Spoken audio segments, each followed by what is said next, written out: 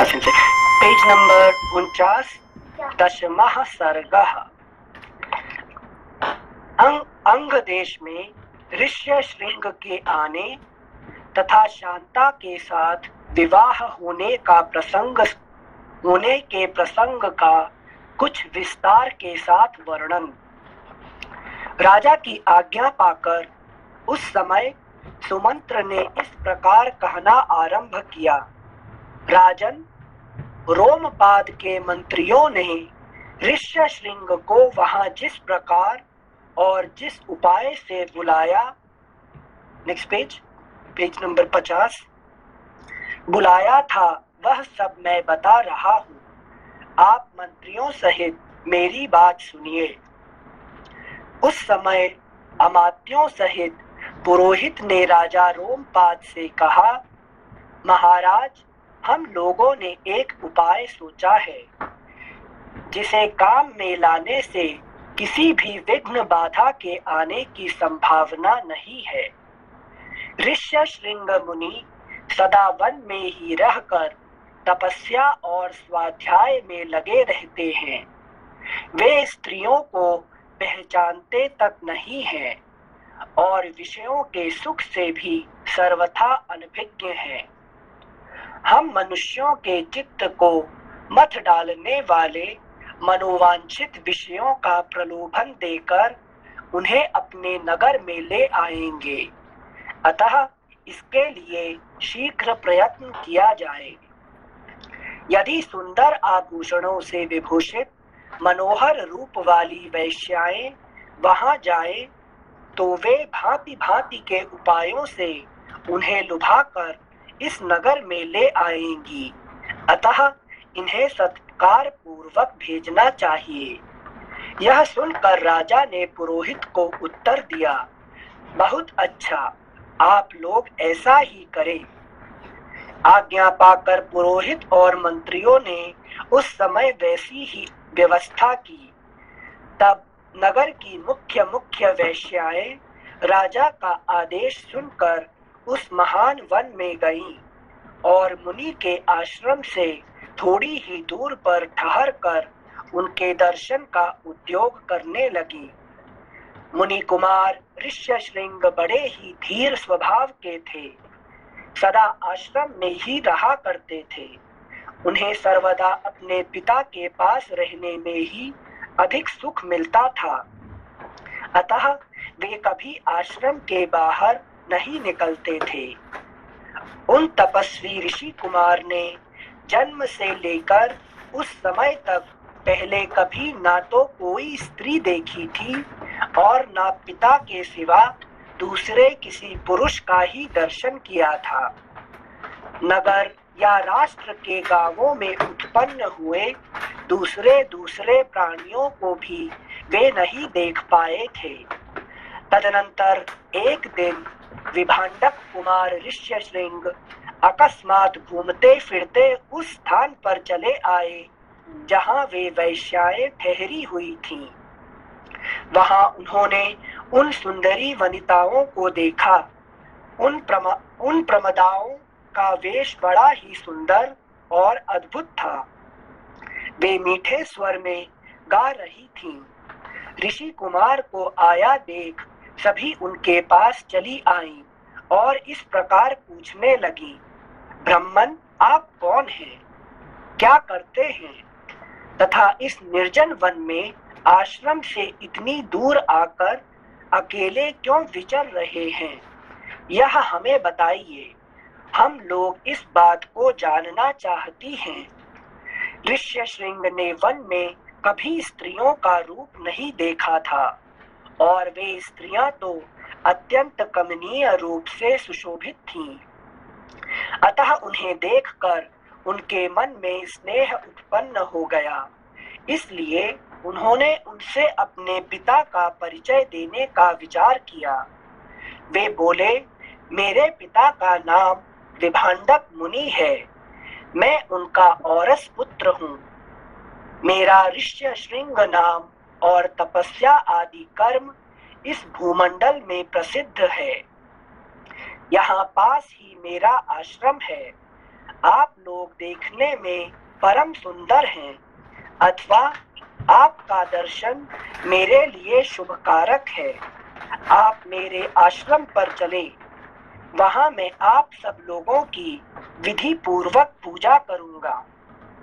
ऋषि कुमार की यह बात सुनकर सब उनसे सहमत हो गई।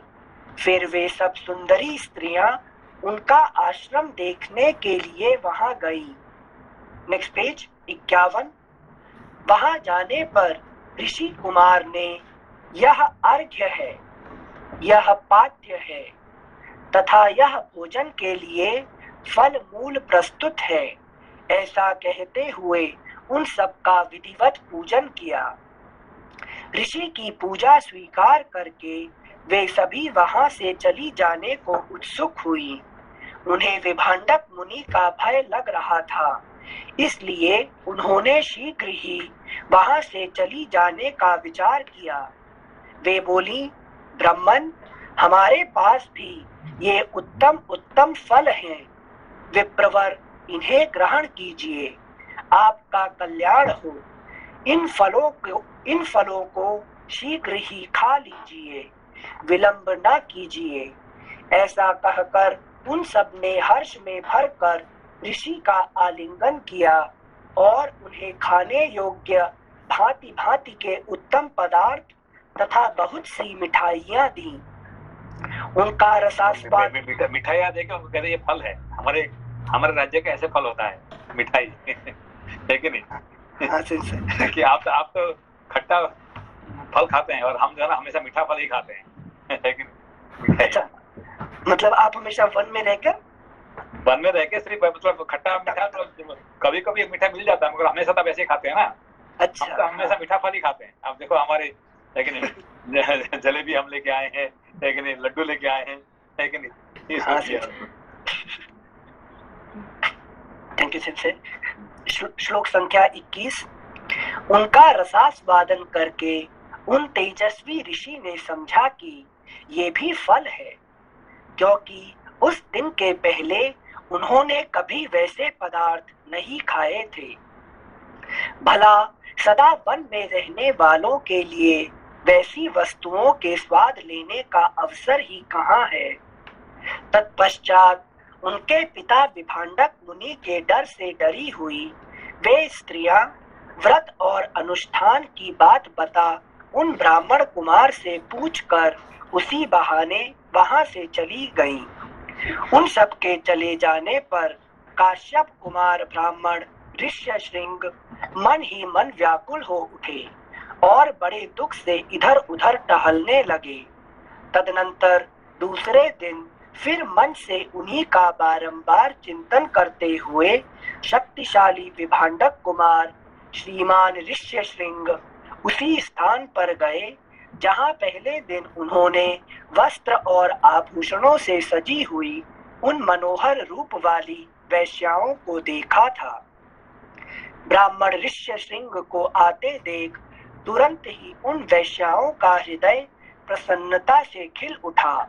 वे सब की सब उनके पास जाकर उनसे इस प्रकार कहने लगी, सौम्य, आओ आज हमारे आश्रम पर चलो।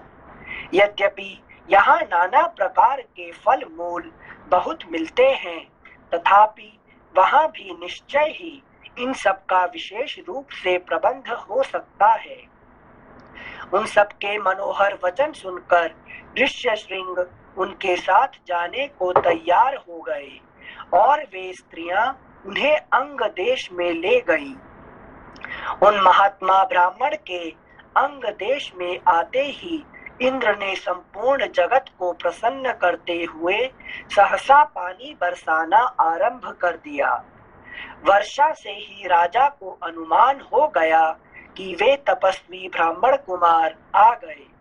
फिर बड़ी विनय के साथ राजा ने उनकी अगवानी की और पृथ्वी पर मस्तक टेक कर उन्हें साष्टांग प्रणाम किया। फिर एकाग्रचित्त होकर उन्होंने ऋषि को अर्घ्य निवेदन किया तथा उन विप्र शिरोमणि से वरदान मांगा, भगवान आप और आपके पिताजी का कृपा प्रसाद मुझे प्राप्त हो। ऐसा उन्होंने इसलिए किया कि कहीं कपट पूर्वक यहाँ तक लाए जाने का रहस्य जान लेने पर विप्रवर ऋष्यशृंग अथवा विभांडक मुनि के मन में मेरे प्रति क्रोध न हो। तत्पश्चात ऋष्यशृंग को अंतःपुर में ले जाकर उन्होंने शांत चित्त से अपनी कन्या शांता का उनके साथ विधि पूर्वक, नेक्स्ट पेज 52, विधि पूर्वक विवाह कर दिया। ऐसा करके राजा को बड़ी प्रसन्नता हुई। इस प्रकार महातेजस्वी ऋष्यशृंग राजा से पूजित हो संपूर्ण मनोवांछित भोग प्राप्त कर अपनी धर्म पत्नी शांता के साथ वहां रहने लगे। इस प्रकार श्री वाल्मीकि निर्मित आर्ष रामायण आदि काव्य के बाल कांड में 10वां सर्ग, 11 सर्गः। सुमंत्र के कहने से राजा दशरथ का सपरिवार अंगराज के यहाँ जाकर वहां से शांता और ऋष्यशृंग को अपने घर ले आना। तदनंतर सुमंत्र ने फिर कहा, राजेंद्र, आप पुनः मुझसे अपने हित की वह बात सुनिए जिसे देवताओं में श्रेष्ठ बुद्धिमान सनत कुमार जी ने ऋषियों को सुनाया था। उन्होंने कहा था, इक्ष्वाकु वंश में दशरथ नाम से प्रसिद्ध एक परम धार्मिक सत्य प्रतिज्ञ राजा होंगे। उनकी अंगराज के साथ मित्रता होगी। अंगराज के एक परम सौभाग्यशालिनी कन्या होगी जिसका नाम होगा शांता। अंग देश के राजकुमार का नाम होगा रोमपाद। महायशस्वी राजा दशरथ उनके पास जाएंगे और कहेंगे, धर्मात्मन, मैं संतानहीन हूँ। यदि आप आज्ञा दें तो शांता के पति ऋष्यशृंग मुनि चलकर मेरा यज्ञ करा दें। इससे मुझे पुत्र की प्राप्ति होगी और मेरे वंश की रक्षा हो जाएगी। राजा की यह बात सुनकर मन ही मन उस पर विचार करके मनस्वी राजा रोमपाद शांता के पुत्रवान पति को उनके साथ भेज देंगे। शांता के पुत्रवान पति को उनके साथ भेज देंगे। ब्राह्मण ऋष्यशृंग को पाकर राजा दशरथ की सारी चिंता दूर हो जाएगी और वे प्रसन्न चित्त होकर उस यज्ञ का अनुष्ठान करेंगे। यश की इच्छा रखने वाले धर्मज्ञ राजा दशरथ हाथ जोड़कर द्विज श्रेष्ठ ऋष्यशृंग का यज्ञ पुत्र और स्वर्ग के लिए वरण करेंगे तथा वे प्रजापालक नरेश उन श्रेष्ठ ब्रह्मर्षि से अपनी अभीष्ट वस्तु प्राप्त कर लेंगे। राजा के 4 पुत्र होंगे जो अप्रमेय पराक्रमी, वंश की मर्यादा बढ़ाने वाले और सर्वत्र विख्यात होंगे। महाराज, पहले सत्य युग में शक्तिशाली देव प्रवर भगवान सनत कुमार जी ने ऋषियों के समक्ष ऐसी कथा कही थी। पुरुष सिंह महाराज, इसलिए आप स्वयं ही सेना और सवारियों के साथ पुरुष सिंह महाराज, इसलिए आप स्वयं ही सेना और सवारियों के साथ अंग देश में जाकर मुनि कुमार ऋष्यशृंग को सत्कार पूर्वक यहाँ ले आइए।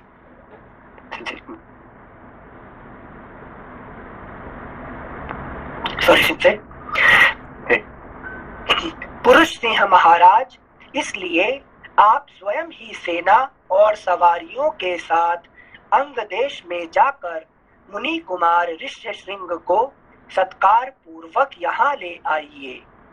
सुमंत्र का वचन सुनकर राजा दशरथ को बड़ा हर्ष हुआ। उन्होंने मुनिवर वशिष्ठ जी को भी सुमंत्र की बातें सुनाई और उनकी आज्ञा लेकर रनिवास की रानियों तथा मंत्रियों के साथ अंग देश के लिए प्रस्थान किया। जहां विप्रवर ऋष्यशृंग निवास करते थे। मार्ग में अनेकानेक वनों और नदियों को पार करके वे, नेक्स्ट पेज 53, नदियों को पार करके वे धीरे धीरे उस देश में जा पहुंचे जहां मुनिवर ऋष्यशृंग विराजमान थे। वहां पहुंचने पर उन्हें द्विज श्रेष्ठ ऋष्यशृंग रोमपाद के पास ही बैठे दिखाई दिए। वे ऋषि कुमार प्रज्वलित अग्नि के समान तेजस्वी जान पड़ते थे। तदनंतर राजा रोमपाद ने मित्रता के नाते अत्यंत प्रसन्न हृदय से महाराज दशरथ का शास्त्रोक्त विधि के अनुसार विशेष रूप से पूजन किया और बुद्धिमान ऋषि कुमार ऋष्यशृंग को राजा दशरथ के साथ अपनी मित्रता की बात बताई। उस पर उन्होंने भी राजा का सम्मान किया। इस प्रकार भली भांति आदर सत्कार पाकर नरश्रेष्ठ राजा दशरथ रोमपाद के साथ वहां 7-8 दिनों तक रहे।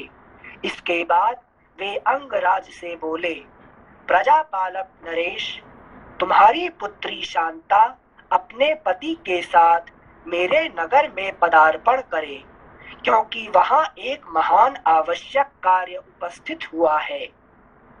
राजा रोमपाद ने बहुत अच्छा कहकर उन बुद्धिमान महर्षि का जाना स्वीकार कर लिया और ऋष्यशृंग से कहा, विप्रवर, आप शांता के साथ महाराज दशरथ के यहाँ जाइए। राजा की आज्ञा पाकर उन ऋषि पुत्र ने तथास्तु कहकर राजा दशरथ को अपने चलने की स्वीकृति दे दी। राजा रोमपाद की अनुमति ले ऋष्यशृंग ने पत्नी के साथ वहां से प्रस्थान किया।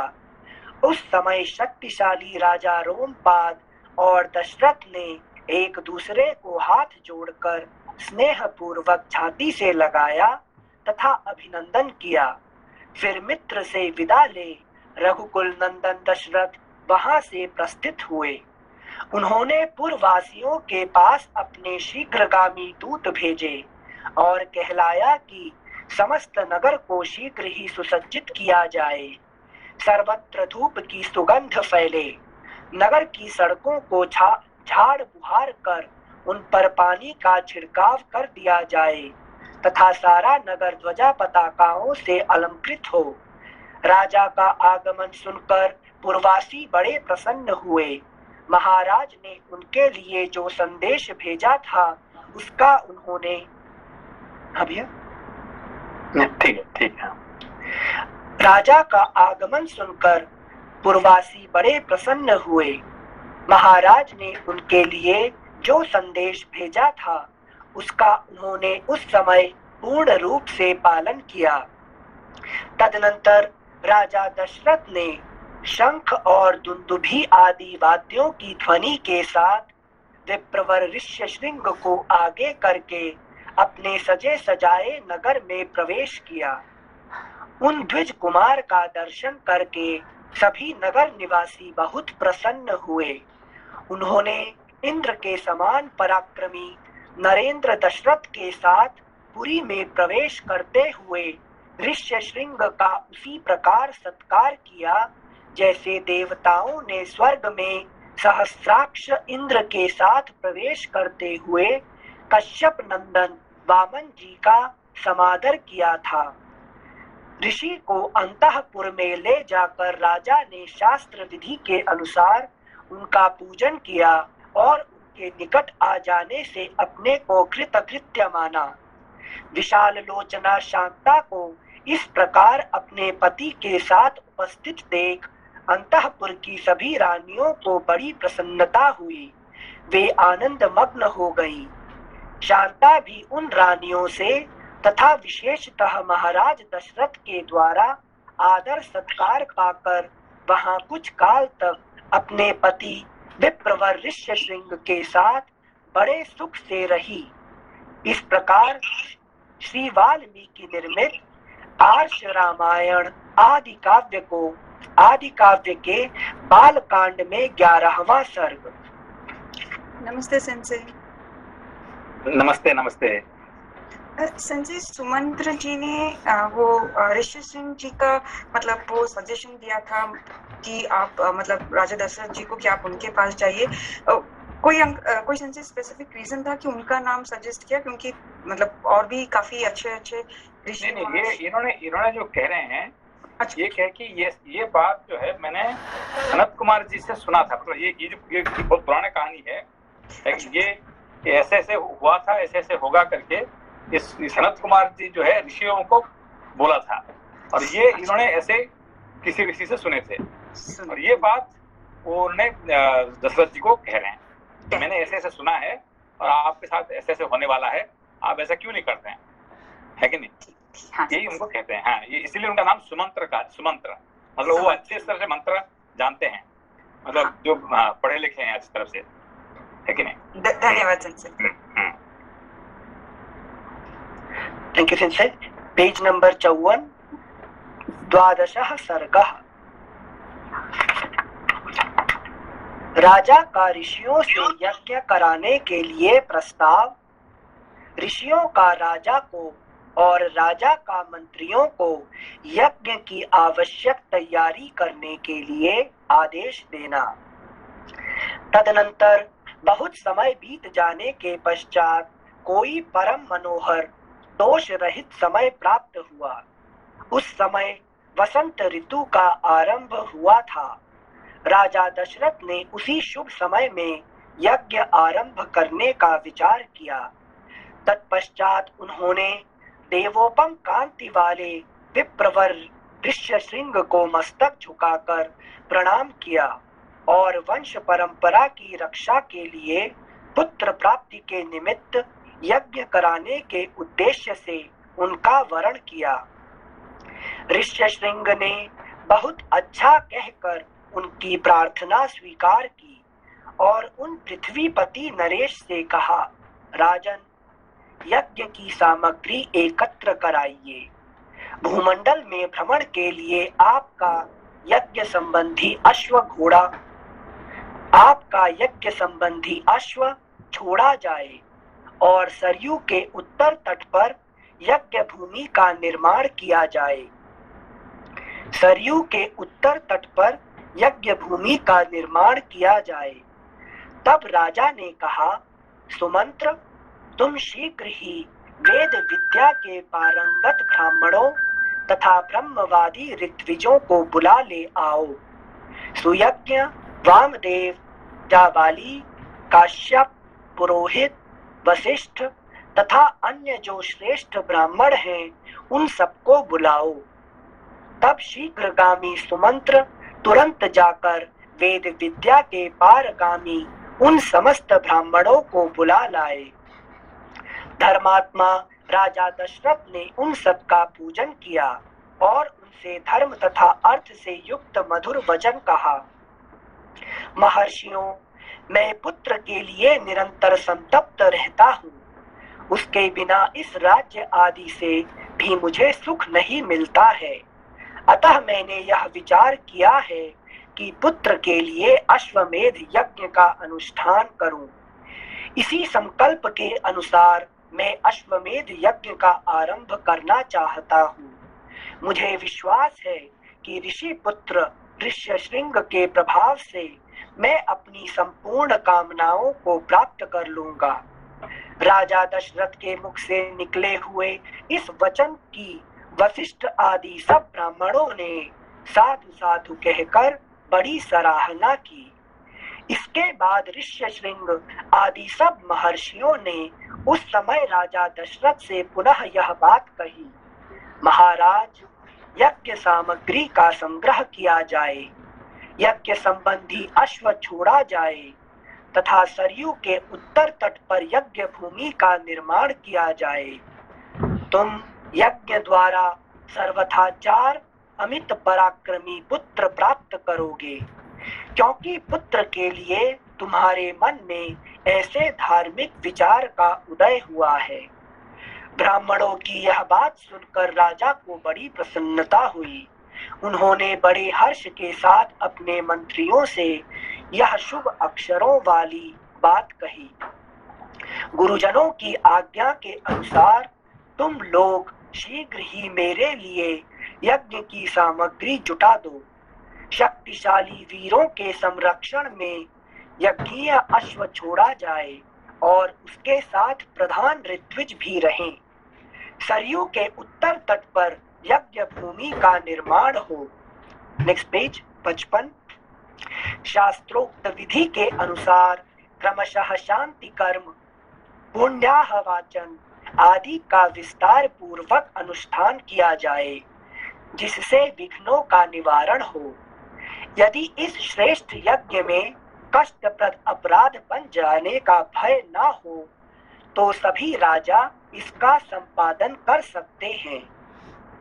यदि इस श्रेष्ठ यज्ञ में कष्टप्रद अपराध बन जाने का भय न हो तो सभी राजा इसका संपादन कर सकते हैं, परंतु ऐसा होना कठिन है, क्योंकि ये विद्वान ब्रह्म राक्षस यज्ञ में विघ्न डालने के लिए छिद्र ढूंढा करते हैं। विधिहीन यज्ञ का अनुष्ठान करने वाला यजमान तत्काल नष्ट हो जाता है। अतः मेरा यह यज्ञ जिस तरह विधि पूर्वक संपूर्ण हो सके वैसा उपाय किया जाए। तुम सब लोग ऐसे साधन प्रस्तुत करने में समर्थ हो। तब बहुत अच्छा कहकर सभी मंत्रियों ने राजराजेश्वर दशरथ के उस कथन का आदर किया और उनकी आज्ञा के अनुसार सारी व्यवस्था की। तत्पश्चात उन ब्राह्मणों ने भी धर्मज्ञ नृपश्रेष्ठ दशरथ की प्रशंसा की और उनकी आज्ञा पाकर सब जैसे आए थे वैसे ही फिर चले गए।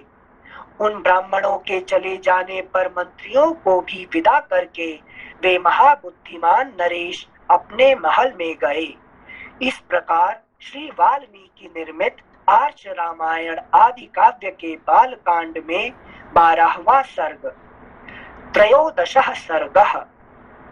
राजा का वशिष्ठ जी से यज्ञ की तैयारी के लिए अनुरोध। वशिष्ठ जी द्वारा इसके लिए सेवकों की नियुक्ति और सुमंत्र को राजाओं की बुलाहट के लिए आदेश। समागत राजाओं का सत्कार तथा पत्नियों सहित राजा दशरथ का यज्ञ की दीक्षा लेना। वर्तमान वसंत ऋतु के बीतने पर जब पुनः दूसरा वसंत आया तब तक 1 वर्ष का समय पूरा हो गया।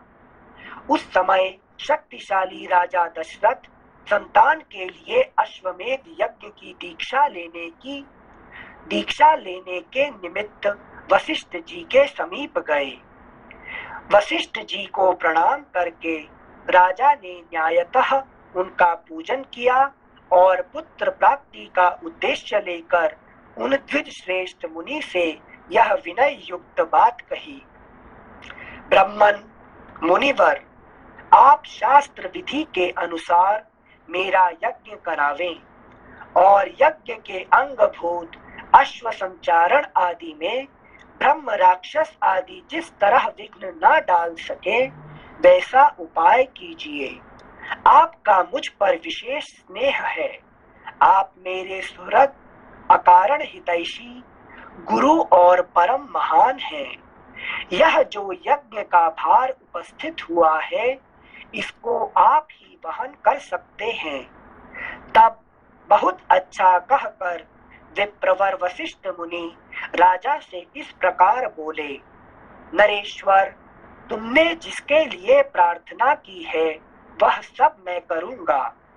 तदनंतर वशिष्ठ जी ने यज्ञ संबंधी कर्मों में निपुण तथा यज्ञ विषयक शिल्प कर्म में कुशल परम धर्मात्मा बूढ़े ब्राह्मणों, यज्ञ कर्म समाप्त होने तक उसमें सेवा करने वाले सेवकों, शिल्पकारों, बढ़इयों, भूमि खोदने वालों, ज्योतिषियों, नेक्स्ट पेज 56, कारीगरों, नटों, नर्तकों, विशुद्ध शास्त्र वेत्ताओं तथा बहुश्रुत पुरुषों को बुलाकर उनसे कहा, तुम लोग महाराज की आज्ञा से यज्ञ कर्म के लिए आवश्यक प्रबंध करो। शीघ्र ही कई हजार ईंट लाई जाएं। राजाओं के ठहरने के लिए उनके योग्य अन्न पान आदि अनेक उपकरणों से युक्त बहुत से महल बनाए जाएं। ब्राह्मणों के रहने के लिए भी सैकड़ों सुंदर घर बनाए जाने चाहिए। वे सभी गृह बहुत से भोजनीय अन्न पान आदि उपकरणों से युक्त तथा आंधी पानी आदि के निवारण में समर्थ हो। इसी तरह पूर्ववासियों के लिए भी विस्तृत मकान बनने चाहिए। दूर से आए हुए भूपालों के लिए पृथक पृथक महल बनाए जाएं। घोड़े और हाथियों के लिए भी शालाएं बनाई जाएं। साधारण लोगों के सोने के लिए भी घरों की व्यवस्था हो। विदेशी सैनिकों के लिए भी बड़ी बड़ी छावनियां बनाई जाएं। जो घर बनाए जाएं, उनमें खाने पीने की प्रचुर सामग्री संचित रहे, उनमें सभी मनोवांछित पदार्थ सुलभ हो तथा नगर वासियों को भी बहुत सुंदर अन्न भोजन के लिए देना चाहिए। वह भी विधिवत सत्कार पूर्वक दिया जाए, अवहेलना करके नहीं। ऐसी व्यवस्था होनी चाहिए जिससे सभी वर्ण के लोग भली भांति सत्कृत हो सम्मान प्राप्त करें। काम और क्रोध के वशीभूत होकर भी किसी का अनादर नहीं करना चाहिए। जो शिल्पी मनुष्य यज्ञ कर्म की आवश्यक तैयारी में लगे हों, उनका तो बड़े छोटे का ख्याल रखकर विशेष रूप से समादर करना चाहिए। जो सेवक या कारीगर धन और भोजन आदि के द्वारा सम्मानित किए जाते हैं, वे सब परिश्रम पूर्वक कार्य करते हैं। उनका किया हुआ सारा कार्य सुंदर ढंग से संपन्न होता है। उनका कोई काम बिगड़ने नहीं पाता। अतः तुम सब लोग प्रसन्न चित्त होकर ऐसा ही करो। तब वे सब लोग वशिष्ठ जी से मिलकर बोले, आपको जैसा अभीष्ट है उसके अनुसार ही करने के लिए अच्छी व्यवस्था की जाएगी। कोई भी काम बिगड़ने नहीं पाएगा। आपने जैसा कहा है हम लोग वैसा ही करेंगे, उसमें कोई त्रुटि नहीं आने देंगे। तदनंतर वशिष्ठ जी ने सुमंत्र को बुलाकर कहा, इस पृथ्वी पर जो जो धार्मिक राजा, ब्राह्मण, क्षत्रिय, वैश्य और सहस्त्रों शूद्र हैं, उन सबको इस यज्ञ में आने के लिए निमंत्रित करो। सब देशों के अच्छे लोगों को सत्कार पूर्वक यहाँ ले आओ। मिथिला के स्वामी शूरवीर महाभाग जनक सत्यवादी नरेश हैं। मिथिला के स्वामी शूरवीर महाभाग जनक सत्यवादी नरेश हैं। उनको अपना पुराना संबंधी जानकर तुम स्वयं ही जाकर उन्हें बड़े आदर सत्कार के साथ यहाँ ले आओ। इसीलिए पहली बार जनक जी का नाम यहाँ आ रहे हैं अभी, लेकिन इससे अभी तक संजय ये लीला समझ नहीं आई। उनको अपना पुराना संबंधी जानकर, मतलब ये जनक जी का और इनका जो कौशल और मिथिला का संबंध बहुत पुराना है। नया अभी नया राम जी से शुरू नहीं होता है, उससे पहले भी है। तो यही संबंध उसको बता भाई ये अभी नहीं है, एक पुराना संबंध है। लेकिन ओके गॉट इट संजय। हमें लगा वशिष्ठ जी भविष्यवाणी कर रहे हैं कि आगे चल के नहीं आगे बहुत पहले भी था और आगे भी होगा। लेकिन थैंक यू संजय। सब देशों के अच्छे लोगों को सत्कार पूर्वक यहाँ ले आओ। मिथिला के स्वामी शूरवीर महाभाग जनक सत्यवादी नरेश हैं। उनको अपना पुराना संबंधी जानकर तुम स्वयं ही जाकर उन्हें बड़े आदर सत्कार के साथ यहाँ ले आओ। इसीलिए पहले तुम्हें यह बात बता देता हूँ। इसी प्रकार काशी के राजा अपने स्नेही मित्र हैं और सदा प्रिय वचन बोलने वाले हैं। वे सदाचारी तथा देवताओं के तुल्य तेजस्वी हैं, अतः उन्हें भी स्वयं ही जाकर ले आओ। केकय देश के बूढ़े राजा बड़े धर्मात्मा हैं। वे राज सिंह महाराज दशरथ के श्वशुर हैं, अतः उन्हें भी पुत्र सहित यहाँ ले आओ। Next page 57। अंग देश के स्वामी महाधनुर्धर राजा रोमपाद हमारे महाराज के मित्र हैं, अतः उन्हें पुत्र सहित यहाँ सत्कार पूर्वक ले आओ। कौशलराज भानुमान को भी सत्कार पूर्वक ले आओ। मगध देश के राजा प्रातिज्ञ को, जो शूरवीर सर्वशास्त्र विशारद परम उदार तथा पुरुषों में श्रेष्ठ हैं, स्वयं जाकर सत्कार पूर्वक बुला ले आओ। महाराज की आज्ञा लेकर तुम पूर्व देश के श्रेष्ठ नरेशों को तथा सिंधु सौवीर एवं सुराष्ट्र देश के भूपालों को यहाँ आने के लिए निमंत्रण दो। दक्षिण भारत के समस्त नरेशों को भी आमंत्रित करो। इस भूतल पर और भी जो नरेश महाराज के प्रति स्नेह रखते हैं, उन सबको सेवकों और सगे संबंधियों सहित यथासंभव शीघ्र बुला लो। महाराज की आज्ञा से बड़भागी दूतों द्वारा इन सब के पास बुलावा भेज दो। वशिष्ठ का यह वचन सुनकर सुमंत्र ने तुरंत ही अच्छे पुरुषों को राजाओं की बुलाहट के लिए जाने का आदेश दे दिया। परम बुद्धिमान धर्मात्मा सुमंत्र वशिष्ठ मुनि की आज्ञा से खास राजाओं को बुलाने के लिए स्वयं ही गए। यज्ञ कर्म की व्यवस्था के लिए जो सेवक नियुक्त किए गए थे, उन सब ने आकर उस समय तक यज्ञ संबंधी जो कार्य संपन्न हो गया था, उस सब की सूचना महर्षि वशिष्ठ को दी। यह सुनकर वे द्विज श्रेष्ठ मुनि बड़े प्रसन्न हुए और उन सब से बोले, भद्र पुरुषों, किसी को जो कुछ देना हो उसे अवहेलना या अनादर पूर्वक नहीं देना चाहिए, क्योंकि अनादर पूर्वक दिया हुआ दान दाता को नष्ट कर देता है, इसमें संशय नहीं है। क्योंकि अनादर पूर्वक दिया हुआ दान दाता को नष्ट कर देता है, इसमें संशय नहीं है। तदनंतर कुछ दिनों के बाद राजा लोग महाराज दशरथ के लिए बहुत से रत्नों की भेंट लेकर अयोध्या में आए।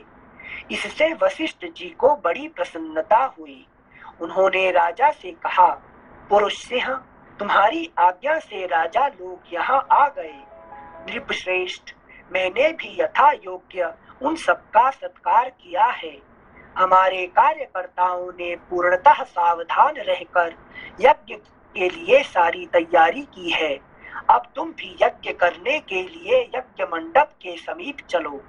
राजेंद्र, यज्ञ मंडप में सब और सभी वांछनीय वस्तुएं एकत्र कर दी गई हैं। आप स्वयं चलकर देखें। यह मंडप इतना शीघ्र तैयार किया गया है, मानो मन के संकल्प से ही बन गया हो। मुनिवर वशिष्ठ तथा ऋष्यशृंग दोनों के आदेश से शुभ नक्षत्र वाले दिन को राजा दशरथ यज्ञ के लिए राजभवन से निकले।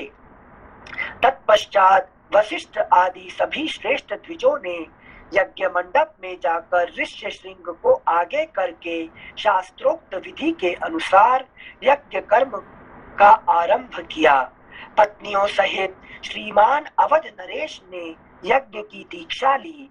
इस प्रकार श्री वाल्मीकि निर्मित आर्ष रामायण आदि काव्य के बाल कांड में 13वां सर्ग।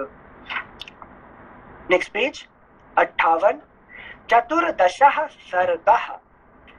महाराज दशरथ के द्वारा अश्वमेध यज्ञ का सांगोपांग अनुष्ठान। इधर वर्ष पूरा होने पर यज्ञ संबंधी अश्व भूमंडल में भ्रमण करके लौट आया। फिर सरयू नदी के उत्तर तट पर राजा का यज्ञ आरंभ हुआ। महामनस्वी राजा दशरथ के उस अश्वमेध नामक महायज्ञ में ऋष्यशृंग को आगे करके श्रेष्ठ ब्राह्मण यज्ञ संबंधी कर्म करने लगे। यज्ञ कराने वाले सभी ब्राह्मण वेदों के पारंगत विद्वान थे, अतः वे न्याय तथा विधि के अनुसार सब कर्मों का उचित रीति से संपादन करते थे और शास्त्र के अनुसार किस क्रम से किस समय कौन सी क्रिया करनी चाहिए इसको स्मरण रखते हुए प्रत्येक कर्म में प्रवृत्त होते थे। ब्राह्मणों ने प्रवर्ग्य अश्वमेध के अंगभूत कर्म विशेष का शास्त्र, विधि, मीमांसा और कल्पसूत्र के अनुसार संपादन करके उपसद नामक इष्टि विशेष का भी शास्त्र के अनुसार ही अनुष्ठान किया। तत्पश्चात शास्त्रीय उपदेश से अधिक जो अतिदेशतः प्राप्त कर्म है उस सब का भी विधिवत संपादन किया। तदनंतर तत्त कर्मों के अंगभूत देवताओं का पूजन करके हर्ष में भरे हुए उन सभी मुनिवरों ने विधि पूर्वक प्रातः सवन आदि अर्थात प्रातः सवन, माध्यन्दी, प्रातः सवन, माध्यन्दिन सवन, माध्यन दिन सवन तथा तृतीय सवन कर्म किए। जिनसे त्रिसंध्या के लिए बोल रहे हैं क्या? प्रातः सवन, माध्यन दिन सवन तथा तृतीय सवन। पढ़ते हैं फिर। इंद्र देवता को, सब लोग है ना? हाँ सुनाई दे रहा है। Okay okay. अच्छा सॉरी अच्छा मैं म्यूट में चला गया था, एक्चुअली बहुत सारे ये डिस्टर्बेंस आ रहा था इसलिए मैं म्यूट से बोल रहा था। मुझे लगा शायद मैं अकेला हो गया। नहीं विचारण क्या होता है कि हमारे जो कम्युनिटी का जो है ना बार बार इतना ये आ रहा है तो डिस्टर्ब सोच के मैं म्यूट कर रखा हूँ उसको। No problem. उनका जैसे आप पूछ रहे थे प्रातः मतलब मॉर्निंग, और ये मध्यम दिन मतलब दोपहर को, दोपहर नहीं मतलब मिड डे 12 बजे नून, और ये है शाम का टाइम। मतलब त्रिसंध्या के लिए बोल रहे हैं जिनसे सारे कर्म? त्रिसंध्या नहीं, ये जो 3 कर्म होता है ना, ये सब अच्छा। तीन कर्म होता है इसका, ये त्रिसंध्या से संपर्क नहीं है। दोबारा पढ़िए, तदनंतर पढ़िए दोबारा। तदनंतर तत्त कर्मों के अंगभूत देवताओं का पूजन करके हर्ष में भरे हुए उन सभी मुनिवरों ने विधि पूर्वक प्रातः सवन आदि अर्थात प्रातः सवन, माध्यन दिन सवन तथा तृतीय सवन कर्म किए। जो ये संध्या के बाद है। संध्या तो ये होता है कि जो हमारा जो क्या कहते जो डेली एक्टिविटीज होता है ना, नित्य कर्म, उसमें आता है संध्या। और ये नित्य कर्म नहीं है, ये नैमित्तिक कर्म में आएगा। एक जो अश्वमेध यज्ञ वगैरह होता है ना, ये नित्य कर्म में नहीं आता है। ये जिंदगी में एक बार होगा नहीं होगा, इस तरह से यहाँ तक होता है कि नहीं? तो ये नैमित्तिक कर्म में आता है, ठीक है ना। तो यहाँ पे जब यज्ञ होता है तो वहाँ पे मॉर्निंग एक्टिविटीज, फिर मिड डे एक्टिविटीज और आफ्टरनून एक्टिविटीज, 3 प्रकार की एक्टिविटीज होता है, ठीक है ना। हाँ सेंसे, थैंक यू सेंसे। श्लोक संख्या 6। すいません。はい。すいません、ニルさん。先生、then for those Naimittika karma, what to do exactly? Well, for example, what you'd do was just like puja or? No. We nitya karma we do sandhya bandhan. It's called sandhya bandhan. Sandhya bandhan means 3 sandhya. 3 times sandhya. Okay. The first sandhya is during the sunrise. Sunrise sandhya means the night and day. Night and day is a juncture. Juncture is called sandhya. Okay. So the midday, 12 noon, it is the forenoon and afternoon. It is a juncture. Sandhya means juncture. Okay, middle. And so also sunset time. It is the day and night. It's the juncture. So these 3 sandhya. So during this 3 sandhya, we do Gayatri chanting. Then we do Agnihotra. So all these things are what you call mantras to be chanted every day. So they are called Nitya Karma. Okay. Nitya Karma means it is not everyday matter. It's a once in a while. Okay. So these are all the point here. Okay. So it's a special kind of puja, maybe. Yajna. Yajna. Yajna. Special yajna. This is like now we are talking about here the Ashwamedh Yajna. Mhm. So Ashwamedh Yajna is not performed. It is not a daily. It is just done maybe once in a lifetime. Okay, it's a very huge elaborate job. Okay. Okay. Okay. Thank you, Sensei. Sensei, more than 1 year of preparation.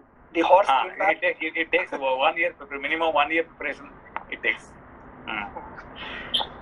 Thank you sir. श्लोक संख्या 6। इंद्र देवता को विधि पूर्वक हविष्य का भाग अर्पित किया गया। पाप निवर्तक राजा सोमलता का रस निकाला गया। पाप निवर्तक राजा सोमलता का रस निकाला गया। सोमलता फुटनोट। इस विषय में सूत्रकार का वचन है सोमम राजानम दृशादि निधाय दृशद्भिदरभिहन्यात्, अर्थात राजा सोमलता को पत्थर पर रखकर पत्थर से कूचे। Footnote ends. पाप निवर्तक राजा सोमलता का रस निकाला गया। फिर क्रमशः माध्यन दिन से सवन का कार्य प्रारंभ हुआ। फिर क्रमशः माध्यन दिन सवन का कार्य प्रारंभ हुआ। तत्पश्चात उन श्रेष्ठ ब्राह्मणों ने शास्त्र से देखभाल कर मनस्वी राजा दशरथ के तृतीय सवन कर्म का भी विधिवत संपादन किया। ऋष्यशृंग आदि महर्षियों ने वहां अभ्यास काल में सीखे गए अक्षरों से युक्त स्वर और वर्ण से संपन्न मंत्रों द्वारा इंद्र आदि श्रेष्ठ देवताओं का आवाहन किया।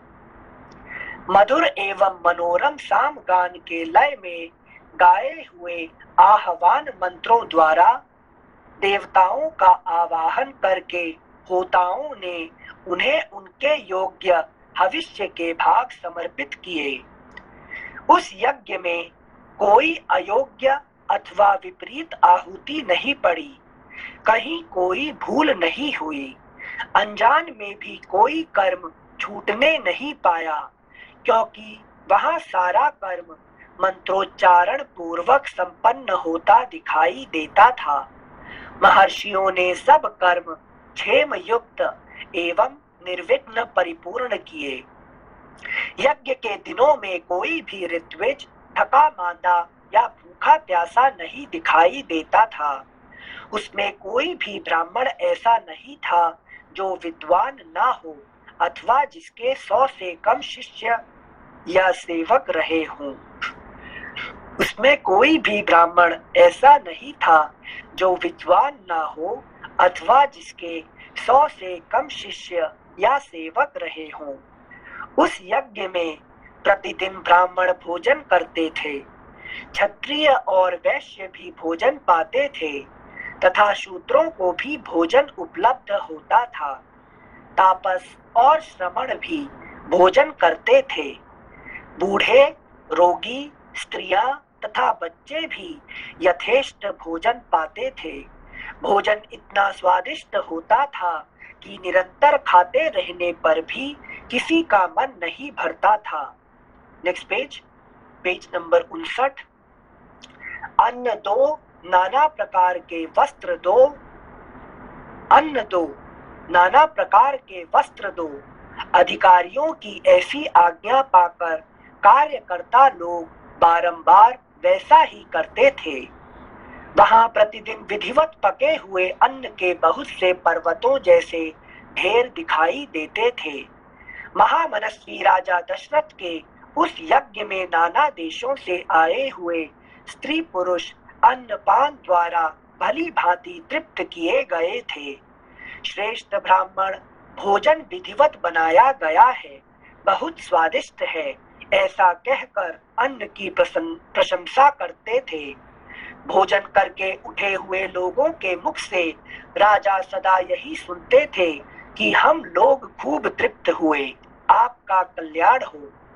वस्त्र आभूषणों से अलंकृत हुए पुरुष ब्राह्मणों को भोजन परोसते थे और उन लोगों की जो दूसरे लोग सहायता करते थे उन्होंने भी विशुद्ध मणिमय कुंडल धारण कर रखे थे। एक सवन समाप्त करके दूसरे सवन के आरंभ होने से पूर्व जो अवकाश मिलता था उसमें उत्तम वक्ता धीर ब्राह्मण एक दूसरे को जीतने की इच्छा से बहुतेरे युक्तिवाद उपस्थित करते हुए शास्त्रार्थ करते थे।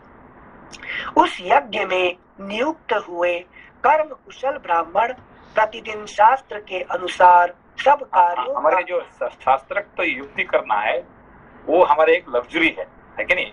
ये पहले से ही हमारा ये है कि जो एक दूसरे को जीतने के लिए जो जो शास्त्रार्थ करेंगे ये एक बहुत बड़ा लग्जरी है कि नहीं?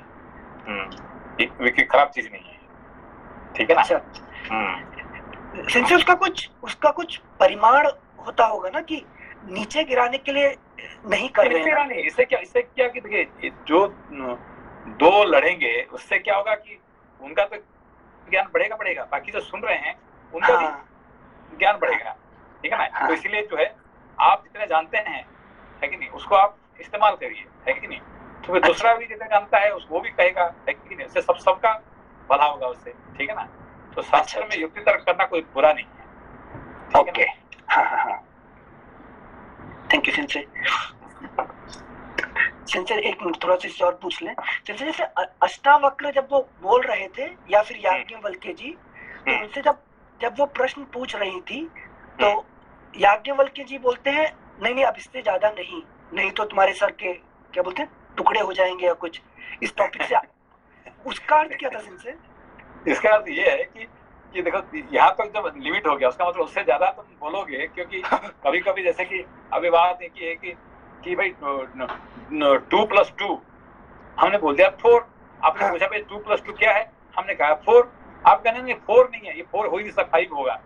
उसका मतलब क्या है कि ज्यादा बोल रहे हैं भाई, इसको ज्यादा बोलोगे तो तुम्हारा टुकड़ा हो जाएगा, उसका मतलब है कि इसका अर्थ क्या हुआ है कि 2+2 is 4 ओनली, ये 5 नहीं होगा कि 3 नहीं होगा, है कि नहीं?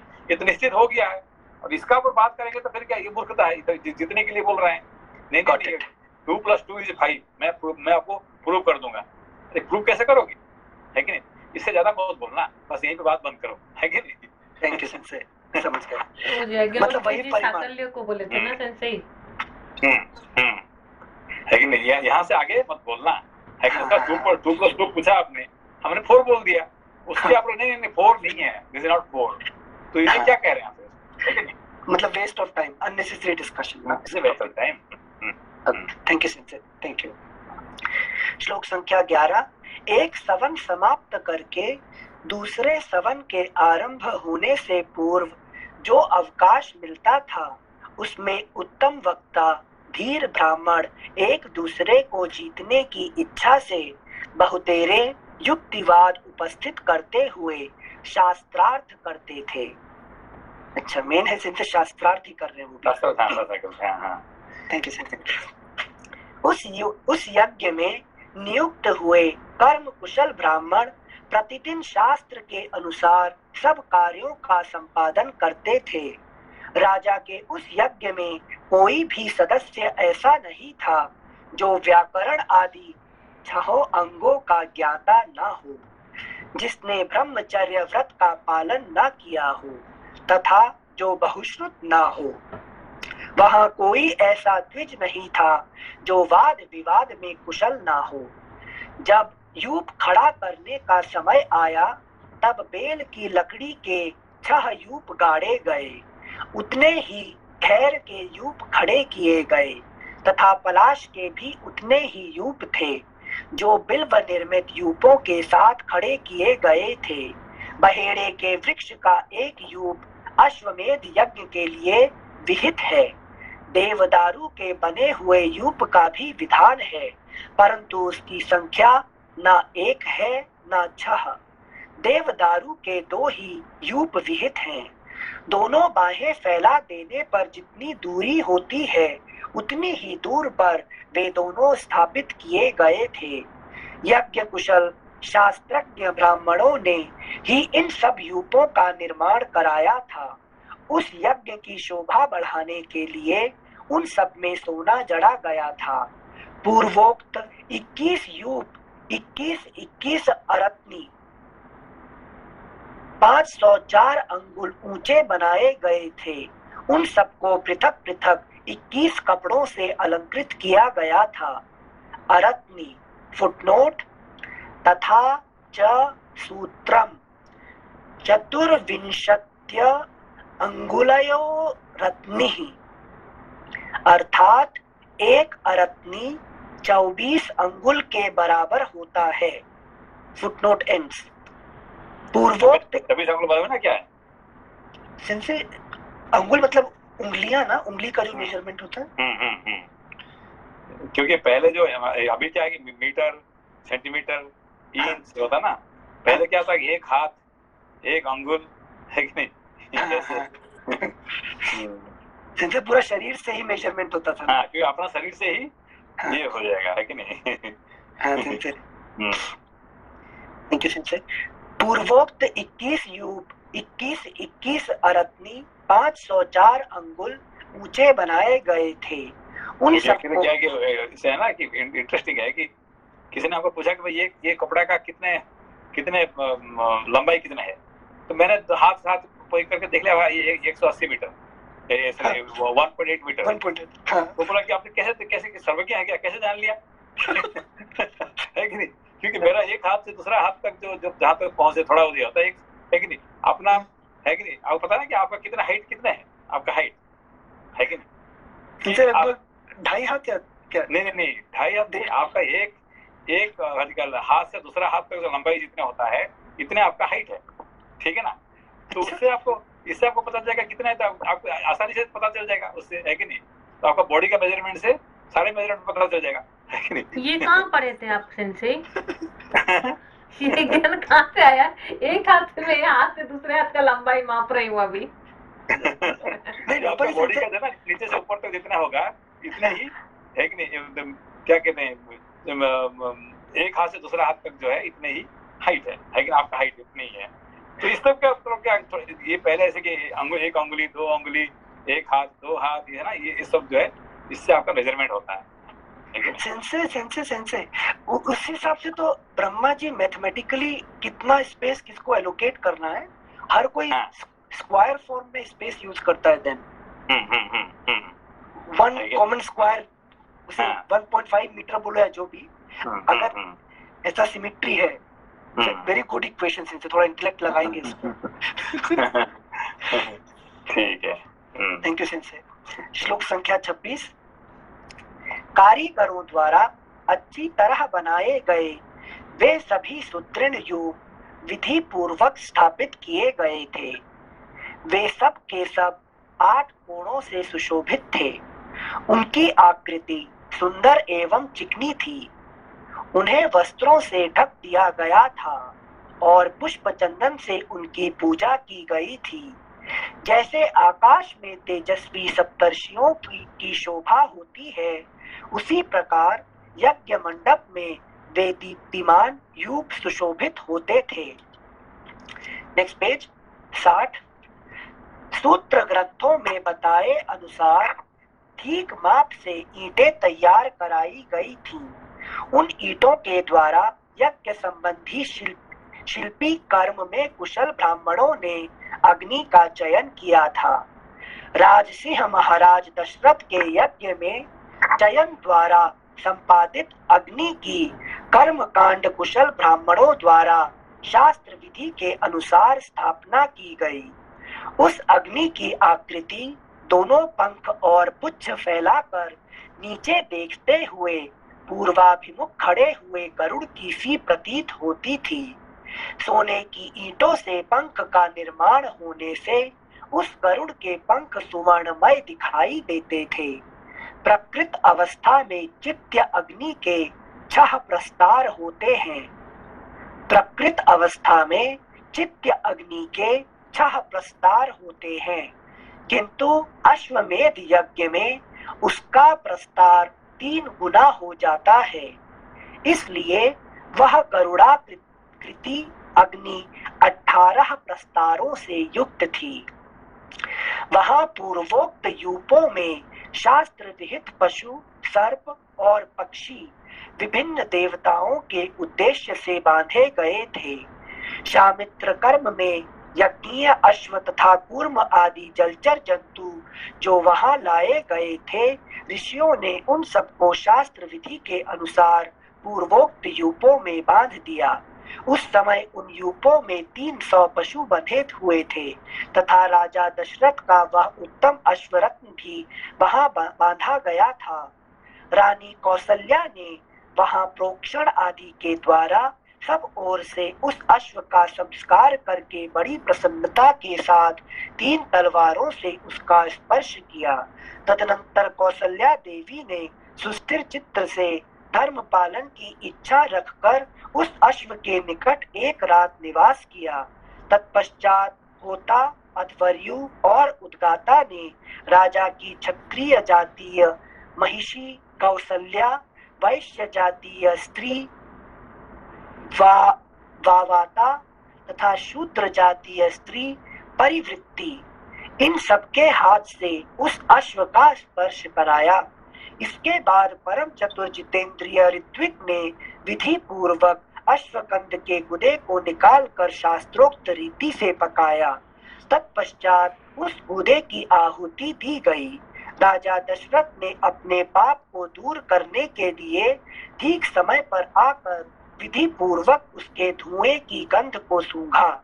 उस अश्वमेध यज्ञ के अंगभूत जो हवनीय पदार्थ थे, उन सबको लेकर समस्त 16 ऋत्विज ब्राह्मण अग्नि में विधिवत आहुति देने लगे।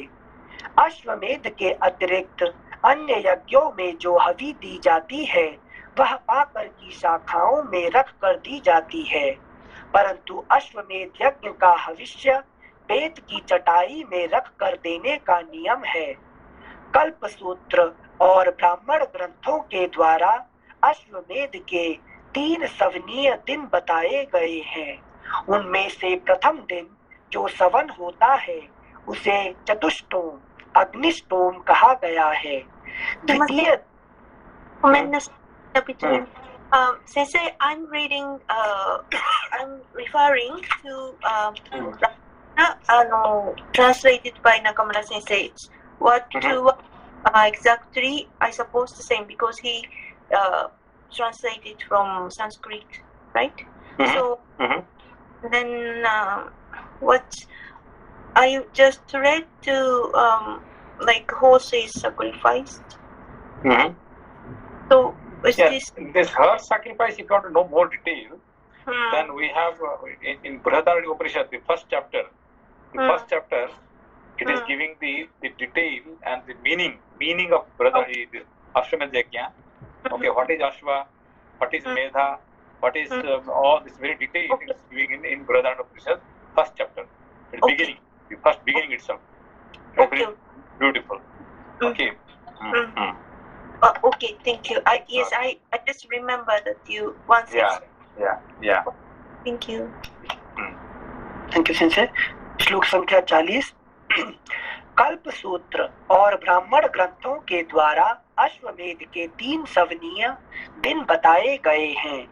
उनमें से प्रथम दिन जो सवन होता है, उसे चतुष्टोम अग्निष्टोम कहा गया है।